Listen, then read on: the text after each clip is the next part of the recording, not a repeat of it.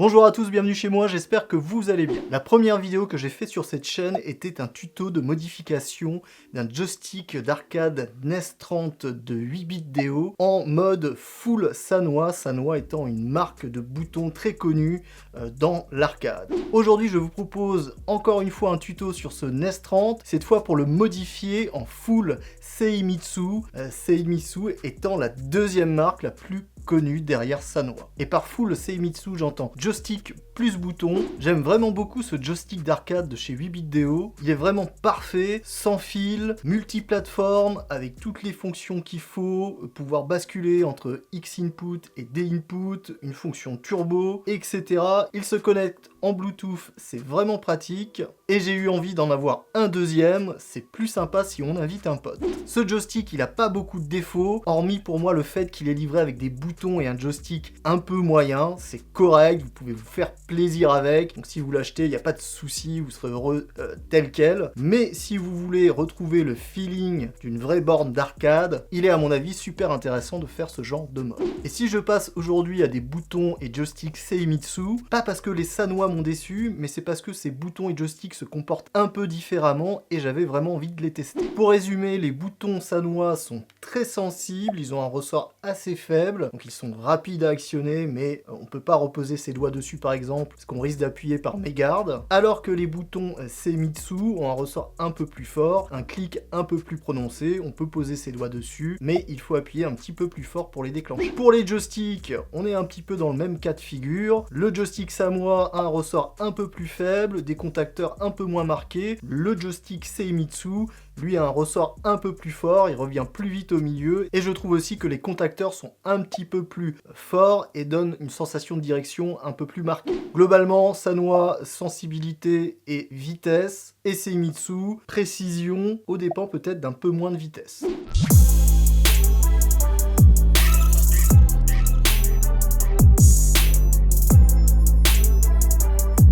Le tuto que je vous présente aujourd'hui va ressembler beaucoup à mon ancien tuto que je vous remets ici ou dans la description, vous avez le lien pour aller le voir.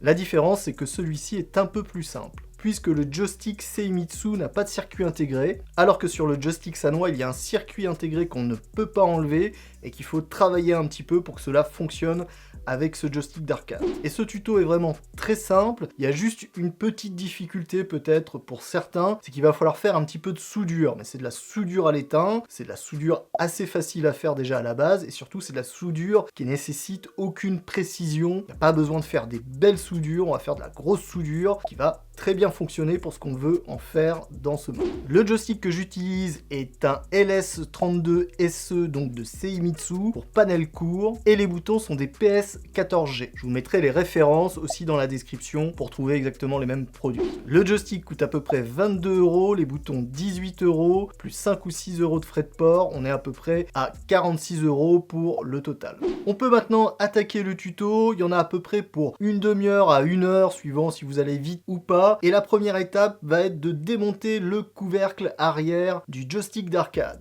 Il y a 6 vis cruciformes à dévisser. Moi je vais utiliser ma visseuse dévisseuse, c'est plus rapide, mais vous pouvez évidemment le faire à la main avec un tournevis cruciforme. Une fois que c'est fait, le couvercle peut être un petit peu difficile à enlever, il vous suffit d'utiliser un tournevis plat pour le décoller. Évidemment, au fur et à mesure où on fait tout ça, on met bien les vis de côté dans une petite coupelle, ou un endroit où on va les retrouver facilement et pas les mélanger. Maintenant, on peut enlever les boutons. Pour ça, il va falloir enlever les cosses qui sont enfichées dessus. Ces cosses tiennent très bien, elles sont assez difficiles à enlever à la main. En plus, elles coupent un peu, donc je vous conseille d'utiliser une pince. Mais attention à la pince, attention à bien gérer votre force. Quand on tire dessus, ça vient d'un coup, donc faut pas tout arracher. Prenez votre temps. Et deuxièmement, la pince, il faut saisir la cosse, mais il faut pas serrer trop fort, sinon vous allez avoir du mal à l'enlever, puisque c'est le serrage de la cosse sur la fiche qui permet au système de tenir. Après, pour enlever les boutons, c'est tout simple, il suffit de venir appuyer sur les deux petits clips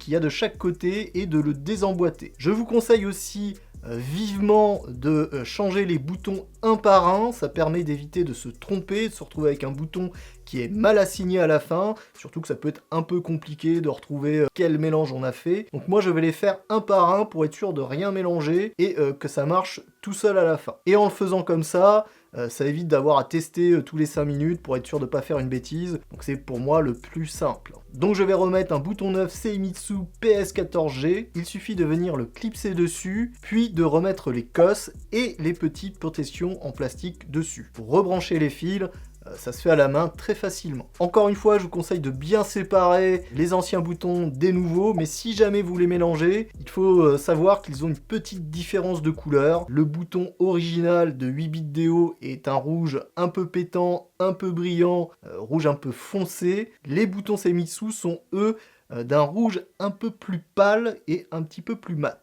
Je ne sais pas si ça se verra très bien dans la vidéo, mais quand on les regarde comme ça, on voit bien la différence de couleur. Je vous montre le reste des boutons en accéléré, mais globalement, il y en a pour 10 minutes, un quart d'heure à changer les boutons. C'est vraiment très simple.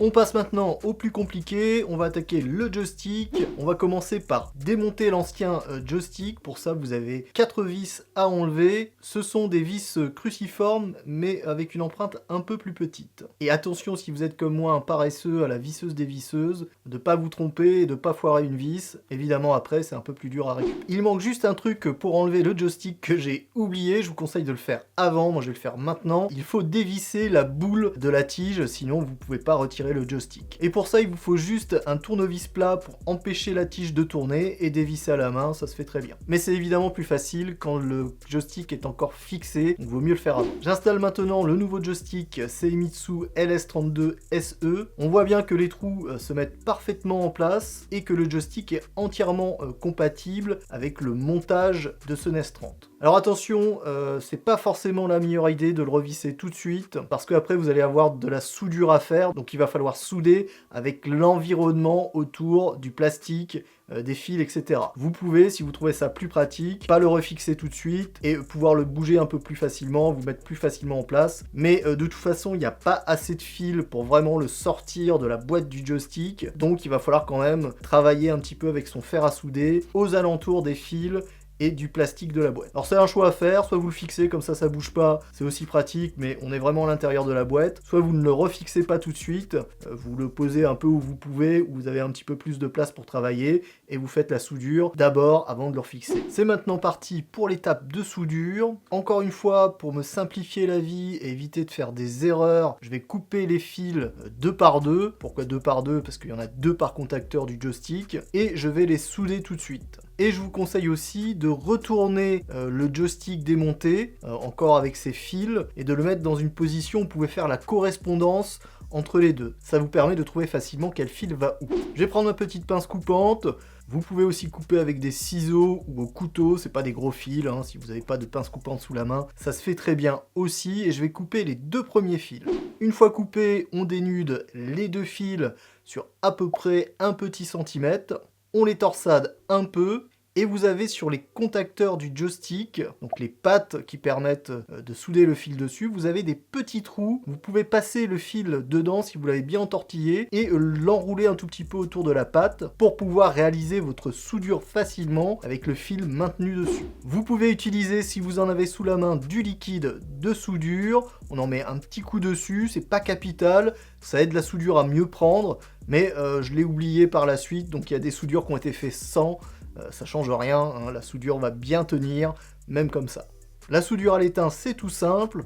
On branche son fer, on le laisse chauffer suffisamment. On va venir le placer au-dessus de la pâte, et quand on va mettre l'étain en contact avec le fer, il va fondre et couler sur la pâte. J'ai pas fait des très belles soudures, mais elles sont pas horriblement moches non plus.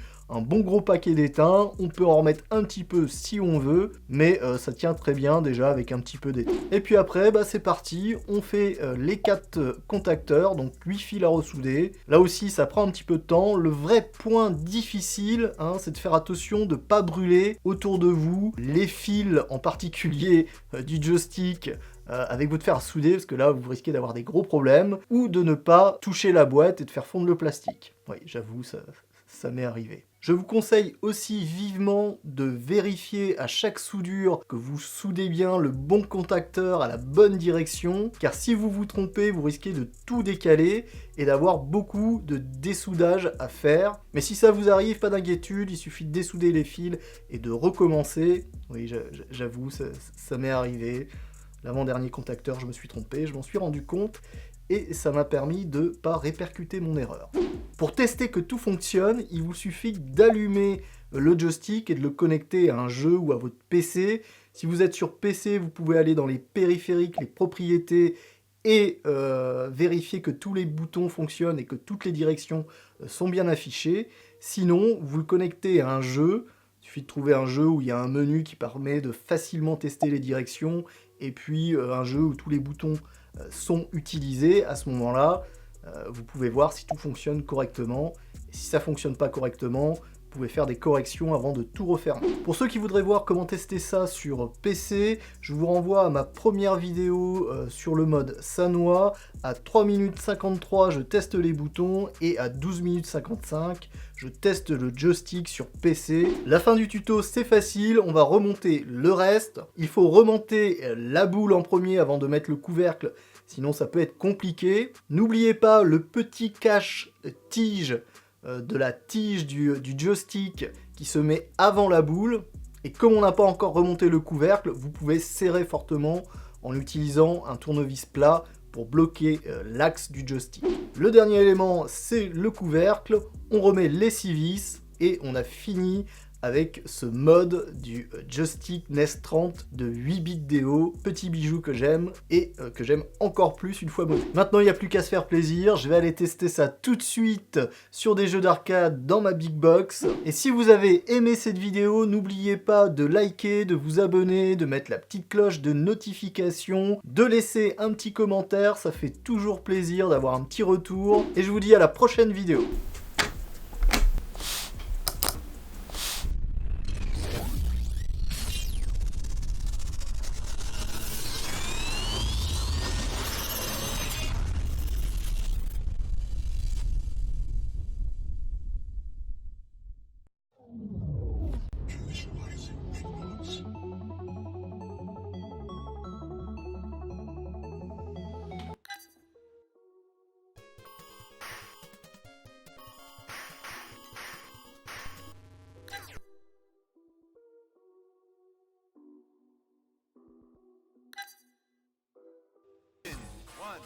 Start.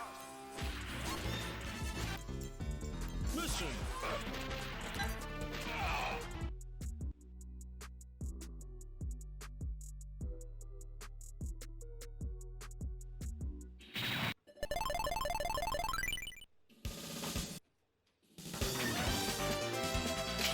Marco.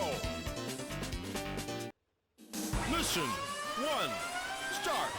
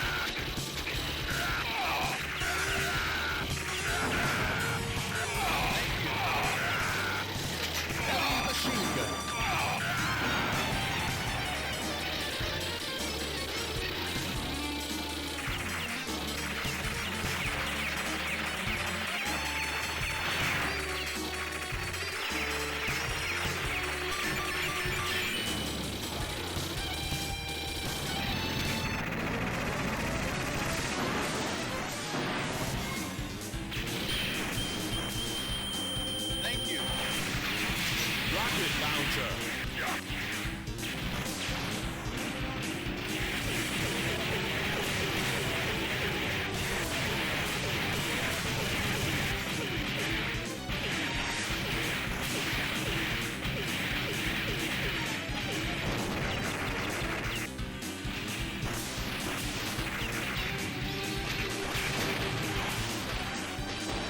Thank you. Heavy machine gun.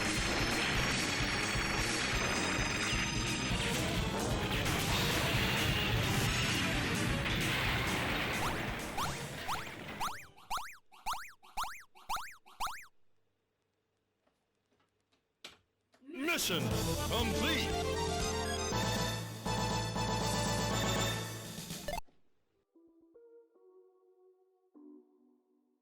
Mission 1, start!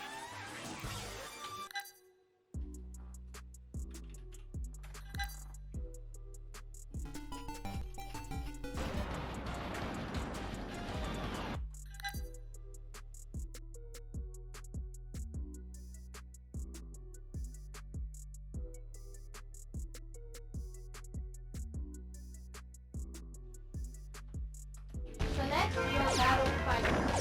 Okay, the countdown begins. 3, 2, 1, go!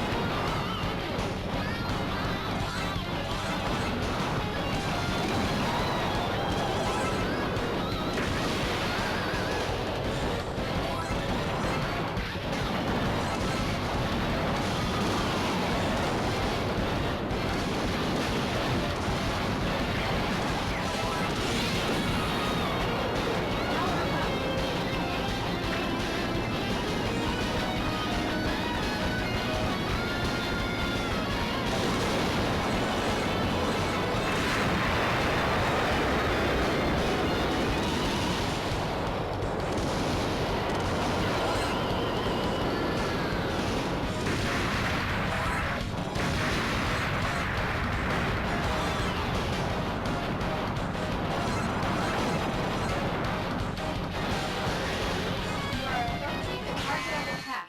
The mission starts now. Are you ready?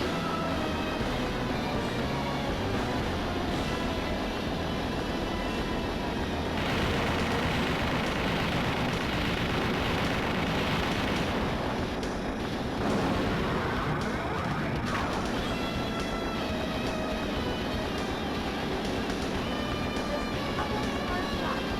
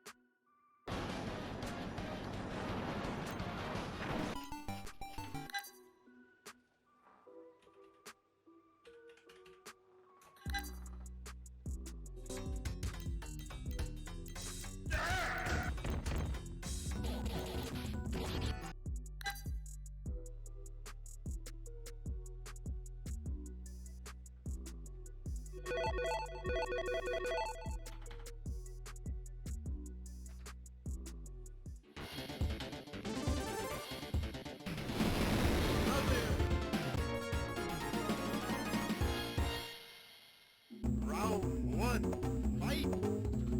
Hadouken! Hadouken! Hadouken! Hadouken! Hadouken! Hadouken!